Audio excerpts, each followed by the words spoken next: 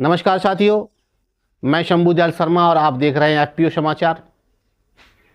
आज साथियों आलू के लिए विशेष खबर। अगर मैं आपसे कहूं कि आज भारत का किसान फसल उगाकर भी हार रहा है तो क्या आप यकीन करेंगे? अगर मैं कहूं 2 साल से किसान लुट रहा है, डूब रहा है, लेकिन देश में इस पर उतनी चर्चा नहीं हो रही, तो क्या आप इसे सुनना चाहेंगे? और अगर मैं कहूं कि आने वाला चुनावी साल देश के 2 बड़े राज्यों में आलू की फसल से जुड़ा हुआ है, तो क्या आप इस वीडियो को अंत तक देखेंगे? क्योंकि आज जो हम बताने जा रहे हैं वह सिर्फ आलू का भाव नहीं है, यह किसान का भविष्य है, यह अर्थव्यवस्था का सच है और यह राजनीति की परीक्षा है। अगर आप मानते हैं कि किसान की आवाज दबनी नहीं चाहिए तो इस वीडियो को लाइक कीजिए। आपका एक लाइक इस मुद्दे को हजारों लोगों तक पहुंचा सकता है, पार्लियामेंट तक पहुंचा सकता है, विधानसभा तक पहुंचा सकता है, किसान के भविष्य के लिए कुछ कर सकता है। बीते 2 सालों से किसान की कमर टूट रही है। 2024 में कुछ किसानों को थोड़ा बहुत मिल गया था, लेकिन 25 पूरी तरह किसानों की बर्बाद रही थी। और अब 2026 का कोई भरोसा नहीं। ये भी आकलन नहीं कर सकते कि कितनी बर्बादी तक जा सकती है किसान के लिए। साथियों, 3 साल से किसान उम्मीद पर जी रहा है। किसान ने उत्पादन बढ़ाया, मेहनत ज्यादा की, लागत बढ़ी, लेकिन दाम नहीं बढ़ा। दाम लगातार गिरते जा रहे हैं। आलू मंडियों में या तो फेंका जा रहा है या बहुत सस्ता है, इतना सस्ता कि लागत निकालना तो दूर, मेहनत निकालना भी मुश्किल हो रहा है। किसान कह रहा है फसल उगाई है, लेकिन फायदा नहीं मिल रहा। ऐसा कब तक चलेगा? कब तक किसान खून के आंसू रोता रहेगा? क्यों देश के नीति नियंताओं के कानों पर जूं नहीं रेंगती? क्यों उन्हें देश की आधी से अधिक आबादी, 70% आबादी जो फसलों पर, किसानी पर जीती है, उसके दर्द से कोई चोट नहीं पहुंचती? साथियों, जब बाजार में आलू सस्ता होता है, शहर खुश होता है, राजनीतिक पार्टियां खुश होती हैं, लेकिन गांव रोता है, गांव टूटता है, क्योंकि किसान के लिए बीज महंगा होता जा रहा है, खाद महंगी होती जा रही है, और तमाम सारे खर्चे की चीजें, डीजल है, अन्य सारे खर्चे हैं, सब महंगे होते जा रहे हैं।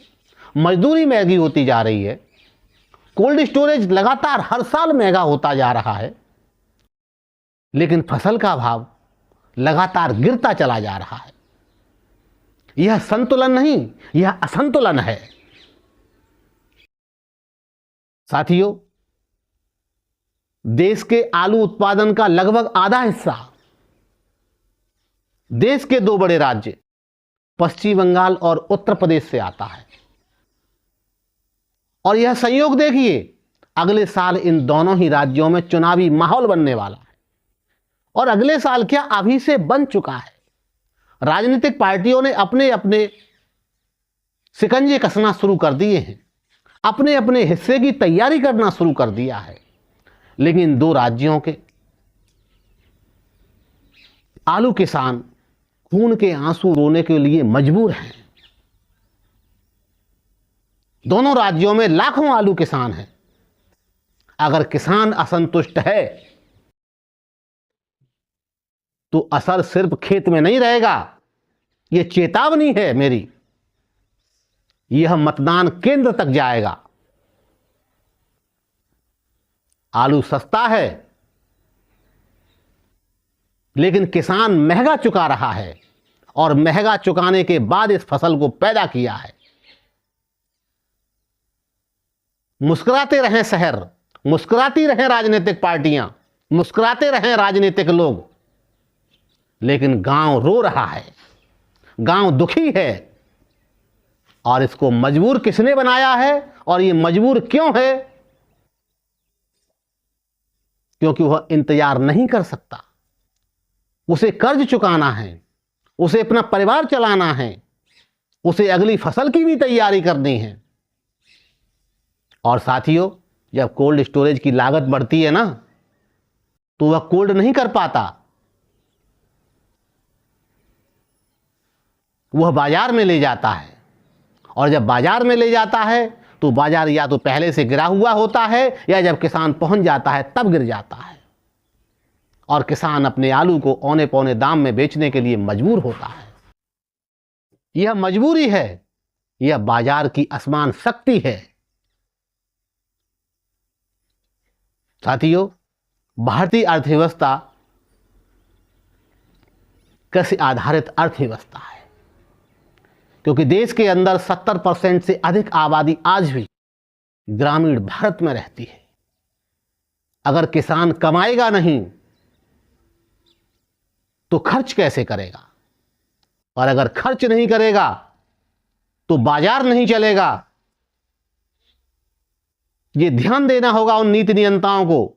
अगर किसान के हाथ में पैसा नहीं होगा तो ट्रैक्टर कौन खरीदेगा, तमाम सारे मोटर वाहन कौन खरीदेगा, खाद कौन खरीदेगा, तमाम सारे ऐसे प्रोडक्ट हैं जो खेती में लगते हैं उनको कौन खरीदेगा, छोटे दुकानदार का सामान कौन खरीदेगा। अर्थव्यवस्था केवल शेयर से नहीं चलती, अर्थव्यवस्था खेत से भी चलती है, और खासकर भारत की अर्थव्यवस्था खेत से ही चलती है। विदेशों में कृषि का अर्थव्यवस्था में योगदान बेशक कम हो, लेकिन भारत की अर्थव्यवस्था में कृषि का योगदान बहुत बड़ा है।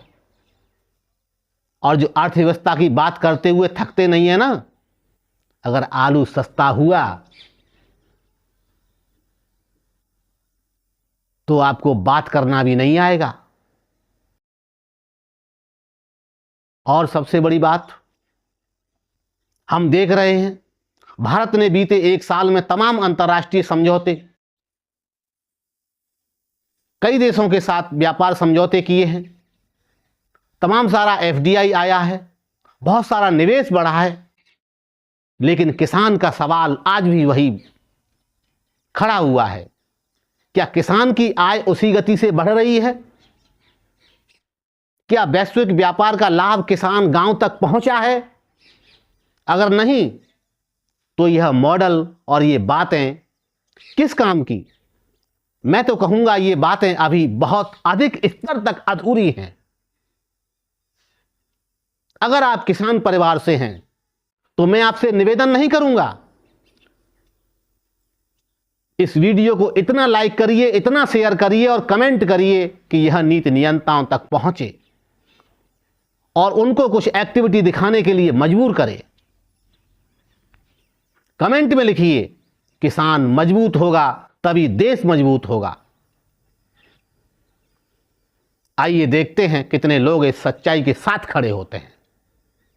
सरकार की जिम्मेदारी है, यह वीडियो में किसी के खिलाफ नहीं बना रहा हूं, यह जिम्मेदारी की याद दिला रहा हूं। राज्य सरकारों को देखना होगा, केंद्र सरकार को देखना होगा। अगर किसान बीते कई सालों से आलू की फसल में या अन्य फसलों में नुकसान में है तो यह सिर्फ मौसम की बात नहीं है, यह आपकी नीति की भी समीक्षा का समय है। जब चुनाव आता है तब घोषणाएं होती हैं, तमाम प्रकार की घोषणाएं होती हैं। आप सभी किसान भाइयों ने उन्हें सुना है। मैं इस मंच के माध्यम से, अपने वीडियो के माध्यम से दोहराऊंगा, कई बार दोहरा भी चुका हूं, लेकिन आपने हजारों बार सुना है। अब किसान को घोषणा नहीं चाहिए, व्यवस्था चाहिए। उत्तर प्रदेश, पश्चिम बंगाल, दोनों राज्यों की सरकारों को और केंद्र सरकार को मिलकर आलू किसान के लिए ठोस रोड मैप बनाना होगा। साथियों, दो राज्य आधा देश, आलू का आधा हिस्सा, और अगले साल चुनाव, आधी आबादी, आधा आलू उत्पादन 2 राज्यों से ही होता है, और अगले साल चुनाव भी है। क्या किसान की सुनी जाएगी? साथियों, क्या सिर्फ उत्पादन ज्यादा होना ही वजह है आलू का सस्ता होना? यह बड़ा सवाल है। या नीति, व्यापार और बाजार संरचना भी इसके लिए जिम्मेदार है? आज हम इस परत को भी खोलना चाहेंगे, जिसके बिना यह तस्वीर पूरी अधूरी लगती है।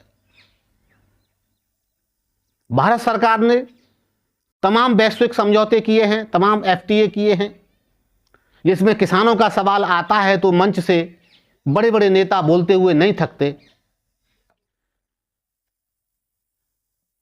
पिछले लगभग 2 वर्षों के दौरान कई देशों के साथ व्यापार समझौते हुए, बड़ी मात्रा में FDI भी आया पिछले 10 साल के दौरान, प्रोसेसिंग सेक्टर में बहुत बड़ा निवेश आया। लेकिन सवाल आज भी वही जिंदा है, क्या इन समझौतों का सीधा लाभ आलू किसान तक पहुंचा? क्या छोटे किसान को वैश्विक बाजार से जोड़ने का कोई ढांचा तैयार हुआ, या फायदा केवल बड़े एग्री कारोबार तक ही सीमित रहा और आगे भी वही होने वाला है? यह सवाल उठाना उतना ही जरूरी है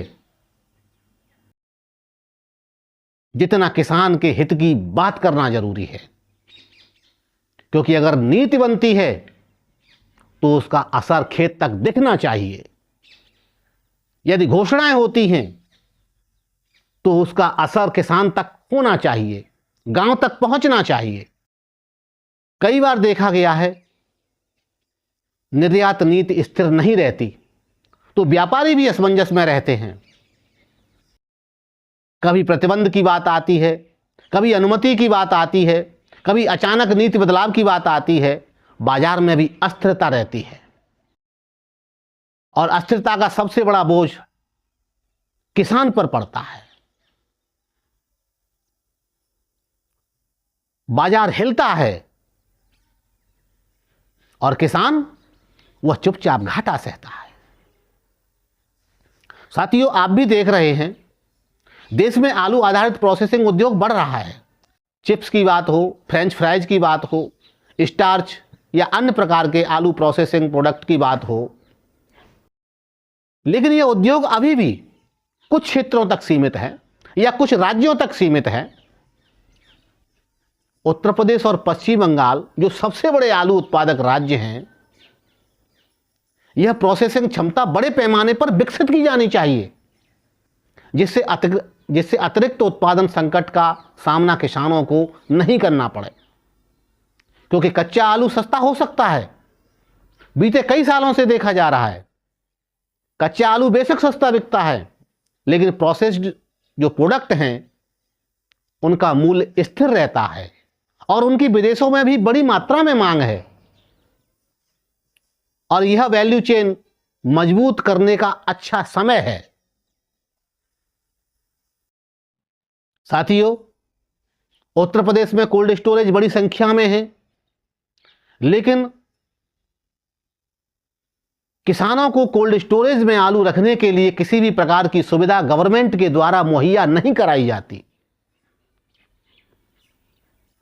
नहीं किसी प्रकार का भाड़े के संबंध में कोई रेगुलेशन या कोई अथॉरिटी काम करती है, और न ही किसी प्रकार की कोई रियायत आलू सस्ता होने की स्थिति में या अन्य प्रकार की समस्याओं की स्थिति में सरकार के द्वारा नहीं दी जाती है। यह सीधा सीधा किसानों को भगवान भरोसे छोड़ देने जैसा लगता है, जबकि सरकार को इस ओर पूरा ध्यान देना चाहिए और एक मॉनिटरिंग अथॉरिटी का गठन करना चाहिए, जिससे किसानों की समस्या का समाधान समय रहते हो। अगर सरकार किसानों को भंडारण के लिए तमाम प्रकार के समर्थन संबंधी या ब्याज संबंधी या उनके भाड़े के संबंधित कोई सब्सिडी या सहयोग प्रदान करे, तो निश्चित तौर पर किसानों का कुछ वजन कम होगा और वह अपने आप को अनाथ नहीं समझेंगे। आज तो किसान अपने आप को अनाथ ही समझता है, क्योंकि उसका कोई है नहीं इस दुनिया में। अगले साल चुनावी माहौल बनने वाला है। उत्तर प्रदेश और पश्चिम बंगाल दोनों राज्यों में चुनाव की चर्चाएं अभी से जोर शोर से चल रही हैं। दोनों राज्यों में आलू किसान बड़ी संख्या में हैं। यदि 2 साल लगातार नुकसान किसान झेलेंगे तो कैसे जी पाएंगे? तो असंतोष तो स्वाभाविक ही है, और यह असंतोष कहीं आपके गले की फांस न बन जाए। आपको समय रहते इस पर ध्यान देना चाहिए। राज्य सरकारों की जिम्मेदारी है, केंद्र की भी जिम्मेदारी है, क्योंकि कृषि केवल राज्य का विषय नहीं है, यह राष्ट्रीय अर्थव्यवस्था का आधार है। 2 साल का नुकसान एक मनोवैज्ञानिक प्रभाव भी छोड़ता है। जब किसान 1 साल हारता है, वह उम्मीद रखता है कि जब दूसरा साल भी हारता है तो वह टूट जाता है। उसका आत्मविश्वास टूटता है, और जब आत्मविश्वास टूटता है तो निवेश रुकता है, और जब निवेश रुकता है तो उत्पादन भी प्रभावित होता है और पूरा चक्र टूटता है। और यह चक्र टूटना बहुत खतरनाक है। अगर आप मानते हैं कि नीति स्थिर होनी चाहिए, निर्यात स्पष्ट होने चाहिए और किसान को संरचनात्मक समर्थन मिलना चाहिए, तो इस वीडियो को शेयर करिए, क्योंकि यह चर्चा जितनी फैलेगी उतना दबाव नीति नियंताओं पर बनेगा। साथियों, अर्थव्यवस्था शहर बनाम गांव नहीं होनी चाहिए। यह समय है इसको अच्छे से समझने का। देश को शहर और गांव में मत बांटिए। अगर गांव कमजोर हुआ तो शहर मजबूत नहीं रह सकता। अगर किसान कमाएगा नहीं तो उपभोक्ता घटेगा, उपभोग घटेगा। अगर उपभोक्ता और उपभोग घटेगा तो उद्योग तो प्रभावित होंगे ही, और यह सीधा आर्थिक समीकरण है। किसान की आय गिरेगी तो बाजार गिरेगा, और बाजार गिरेगा तो अर्थव्यवस्था गिरेगी। और अब सबसे बड़ा सवाल, यह संकट है, क्या यह सुधर नहीं सकता? आपके पास सुधार का मौका है। साथियों, क्या चुनावी वर्ष में सरकारें विशेष पैकेज नहीं ला सकती हैं? क्या एफपीओ मॉडल को और अधिक मजबूत नहीं किया जा सकता है? क्या बीच में बैठे दलालों मंडलियों को अंकुश नहीं लगाया जा सकता है? क्या निर्यात नीति दीर्घकालिक नहीं हो सकती है? क्या प्रोसेसिंग क्लस्टर नहीं बनाए जा सकते हैं? उत्तर प्रदेश और पश्चिम बंगाल, जो देश के सबसे बड़े आलू उत्पादक 2 बड़े राज्य हैं, जो देश को 50% से अधिक आलू उत्पादन करके देते हैं, ऐसे राज्यों में भारत सरकार को कोई विशेष पैकेज लाकर, कोई विशेष प्रक्रिया चलाकर आलू के लिए कोई विशेष प्रावधान करने की जरूरत नहीं है। मैं कहता हूं करना चाहिए। आप क्या कहते हैं, कमेंट में बताइए। किसान लगातार 2 साल अगर नुकसान में जाएगा तो सिर्फ घाटा नहीं होता, उसका भरोसा टूटता है, उसकी उम्मीद डगमगाने लगती है। वह अर्थव्यवस्था की चेतावनी होती है, और जब चेतावनी चुनावी वर्ष से टकराती है तो सवाल और भी बड़े हो जाते हैं। अगले वर्ष चुनावी माहौल हो रहा है। मैं तो कहूंगा अभी से सज गया है बाजार। अब मैं अंत में यही कहना चाहूंगा, किसान को दया नहीं, ढांचा चाहिए, घोषणा नहीं, व्यवस्था चाहिए। और ये सब जिम्मेदारी किसकी है? राज्य सरकारों की। हां, राज्य सरकारों की और केंद्र सरकार की, और साथ ही नीति नियंताओं की। और सबसे बड़ी जिम्मेदारी है आलू उपभोक्ता समाज की। जब हम सस्ता आलू देखकर खुश होते हैं तो हमें याद रखना चाहिए कि किसी ने घाटा झेला है। अगर आप मानते हैं कि किसान की आय राजनीति से ऊपर होनी चाहिए, और अगर आप मानते हैं कि देश को शहर और गांव में नहीं बंटना चाहिए, अगर आप मानते हैं कि किसान मजबूत होगा तभी भारत मजबूत होगा, तो इस वीडियो को अभी शेयर करिए। कमेंट में लिखिए किसान मजबूत होगा तो देश मजबूत होगा। और FPU समाचार को सब्सक्राइब करिए। मेरा आपसे यही अंतिम निवेदन है। साथियों, कल फिर मिलेंगे किसी नए और विशेष एपिसोड के साथ में। नमस्कार।